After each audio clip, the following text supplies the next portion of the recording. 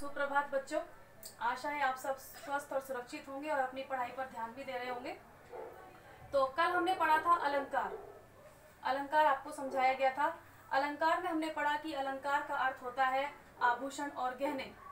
तो स्त्रियां जिस प्रकार अपने आप को सुंदर बनाने के लिए, खूबसूरत दिखने के लिए अलंकारों का प्रयोग करती हैं, गहनों का प्रयोग करती हैं, गहने पहनती हैं, उसी प्रकार एक कवि जो होते हैं वो अपनी कविता को सुंदर बनाने के लिए उसमें अलंकारों का प्रयोग करते हैं।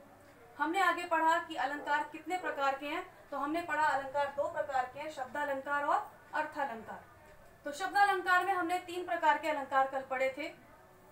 पहला अलंकार हमने पढ़ा था अनुप्रास अलंकार, दूसरा पढ़ा था यमक अलंकार, तीसरा है श्लेष अलंकार और चौथा अलंकार पुनरुक्ति अलंकार। ये बहुत ज्यादा महत्वपूर्ण अलंकार नहीं है, ये अक्सर आता नहीं है परीक्षाओं में, लेकिन अगर ये शब्दालंकार का हिस्सा है तो हम इसको आज पढ़ लेते हैं। तो पहला अलंकार दोबारा से मैं एक बार रिपीट कर देती हूँ, रिवाइज करवा देती हूँ आपको, जिससे आपका जो थोड़ा बहुत डाउट होगा, कुछ संदेह होगा, वो निकल जाएगा। अनुप्रास अलंकार।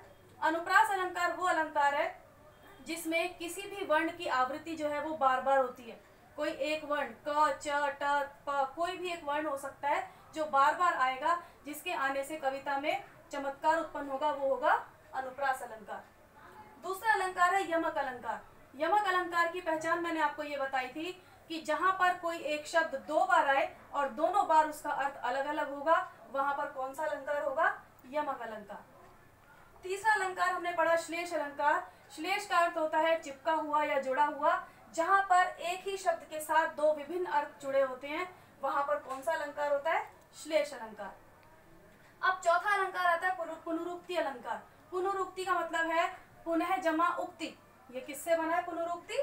पुनः जमा उक्ति, यानी कि पुनः बोला जाना, किसी चीज को दोबारा से बोला जाना। तो इसका उदाहरण है, जब भी आप किसी भी कविता में देखें कि कोई शब्द 2 बार रिपीट हो रहा है, सिर्फ किस लिए? रेपिटेशन के लिए, दोबारा आने के लिए। जैसे हम बोलते हैं मैं चलते चलते थक गया। चलते चलते 2 बार आ रहा है, लेकिन उसमें दोनों बार आने से उसमें कोई खास फर्क नहीं आ रहा, बस अच्छा लग रहा है पढ़ने में। चलते चलते थोड़ा जोर डाल रहा है कि हाँ बहुत ज्यादा चल रही है, तो प्रेशर तो पड़ रहा है, वाक्य में दबाव आ रहा है, लेकिन इससे वाक्य के अर्थ में कोई भी विभिन्नता या कोई फर्क नहीं आ रहा। तो वहां पर कौन सा अलंकार होगा? पुनरुक्ति अलंकार। यहाँ पर किसी भी शब्द के दोबारा आने से उसके अर्थ पर कोई भी प्रभाव नहीं पड़ रहा, सिर्फ शब्द जो है वो 2 बार रिपीट हो रहा है। तो जैसे फेरी झूमी झूमी वर्षा ऋतु आई फेरी।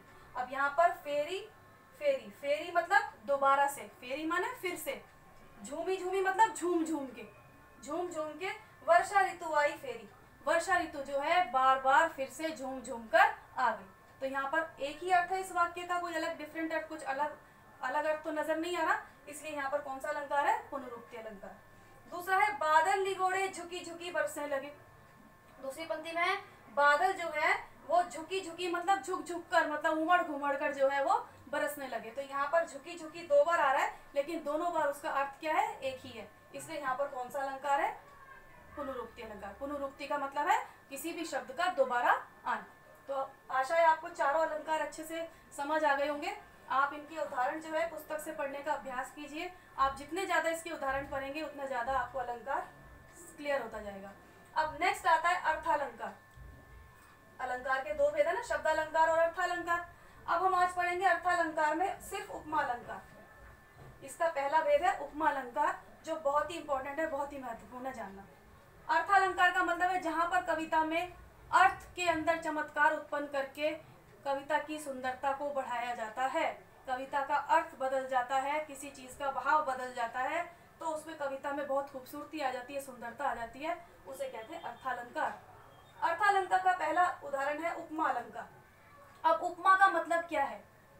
उपमा का अर्थ है तुलना करना। उपमा का क्या अर्थ है? तुलना करना, कंपेयर करना किसी चीज को किसी चीज से। ठीक है, तो हम किसी चीज को तुलना करते हैं, जैसे मैंने कहा हाथी सा टीला। हाथी सा टीला, मैंने किसकी तुलना किससे की? हमने टीला, टीले की तुलना किससे की? हाथी से। टीला पता है आपको, चट्टान, ऊंचाई, एक ऊंची जगह, उसको हमने कैसा बताया? हाथी सा। तो यहाँ पर सबसे पहले हम पढ़ेंगे कि उपमा अलंकार में 3 चीजें होती हैं जरूर। उपमा अलंकार में 3 चीजें होती हैं, उपमेय, उपमान और वाचक शब्द। अब उपमेय क्या होता है? जा रही है। किसकी तुलना की है हमने? टीले की। तो टीला क्या है? उपमेय। टीला क्या है यहाँ पर? उपमेय। टीले की तुलना किससे की है हमने? हाथी से। हाथी जितना ऊंचा टीला, हाथी के बराबर, हाथी सा। तो ये क्या है? हाथी क्या है यहाँ पे? उपमान। और हमने इन दोनों को जोड़ा किस शब्द से है? सा, से, सी, ऐसे शब्दों का तो प्रयोग करेंगे। फूल सी सुंदर कोमल बच्ची की, एक कोमल बच्ची है, वो क्या है? उपमेय। फूल से तुलना की है उसकी, फूल सी, तो फूल क्या होगा? उपमान होगा। और सा से सी सम जो भी हम लगाते हैं वो क्या होगा? वाचक शब्द। वो क्या होगा? वाचक शब्द। वाचक शब्द मतलब जो उसको बता रहा है, तुलना को जाहिर कर रहा है, तुलना को दिखा रहा है, तो ये होते हैं वाचक शब्द। ये सा से सी क्या है? वाचक शब्द। तो आपको समझ आया? उपमा अलंकार के 3 भाग होते हैं, उपमेय, उपमान और वाचक शब्द। उपमेय वो होता है जिसकी तुलना की जा रही है। उपमान वो होता है जिससे उस चीज की तुलना की जा रही है। और वाचक शब्द होते हैं सा, से, सी और सम जैसा। ठीक है, तो आशा है आपको समझ में आ गया वो उपमा अलंकार। इसके 1-2 उदाहरण आप और समझ सकते हैं उपमा अलंकार के।